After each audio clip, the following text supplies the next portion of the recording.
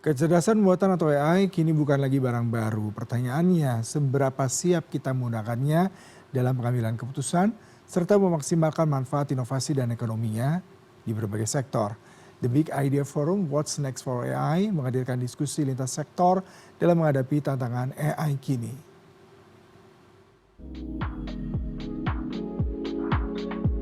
Artificial Intelligence atau kecerdasan buatan kini bukan lagi sekedar eksperimen teknologi, melainkan keunggulan kompetitif yang menentukan arah bisnis dan masa depan bangsa. Hal inilah yang melatar belakangi diselenggarakannya diskusi bertajuk What's Next for AI dalam The Big Idea Forum bersama Desi Anwar. Forum ini mempertemukan sisi pemerintah, akademisi, asosiasi hingga industri untuk membahas kesiapan sumber daya manusia dalam pemanfaatan AI secara fundamental. Ketua Umum Kolaborasi Riset dan Inovasi Industri Kecerdasan Artifisial atau KORIKA, Hamam Riza menyebut pemanfaatan AI saat ini masih belum mampu memberi dampak ekonomi yang signifikan bagi masyarakat. Indonesia masih menjadi pengguna, bukan pelopor. Jadi maturity dari keseluruhan aspek-aspek pengembangan AI itu di Indonesia dalam ekosistem AI itu masih berada di nilai B ya, boleh disebutkan, baik itu dalam riset, dalam talenta kita, meskipun kita adalah negara dengan demografi terbesar yang jarang dimiliki oleh negara lain, itu kita masih belum bisa memanfaatkan bonus demografi itu untuk membangun AI. Ya.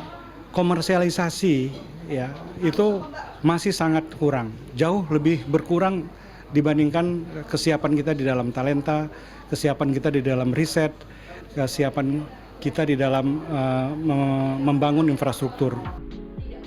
Di bidang pendidikan, Wakil Menteri Pendidikan Tinggi, Sains dan Teknologi Stella Christy memaparkan dampak negatif dan bahaya AI yang perlu diwaspadai dan ditangani. Ia menegaskan perlunya penguatan ekosistem riset di perguruan tinggi untuk menghasilkan skill yang melampaui kemampuan AI.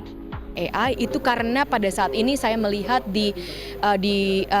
kita terlalu condong melihat semuanya yang dibawa AI itu semuanya baik-baik saja. Tapi tidak demikian.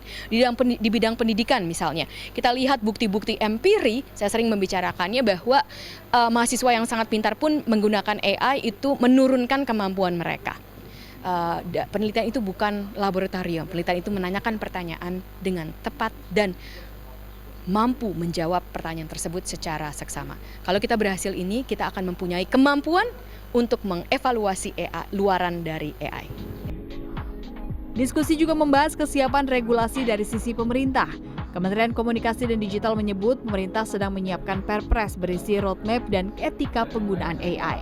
Nah, pemakaiannya pasti kita butuh hal yang transparan, credibility, terus perlindungan data pribadi, terus keamanannya gitu. Jadi banyak yang masih di-consider gitu di dalam regulasi kami. Kalau di bidang angka sebenarnya seiring berjalannya waktu kita tuh very adaptive dan kita nggak mau ngelimit innovation gitu. Jadi regulasi mungkin kita bisa bilang 8 gitu ya.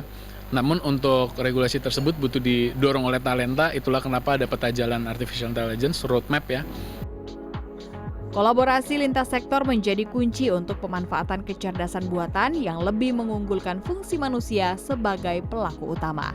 Tim Liputan CNN Indonesia, Jakarta.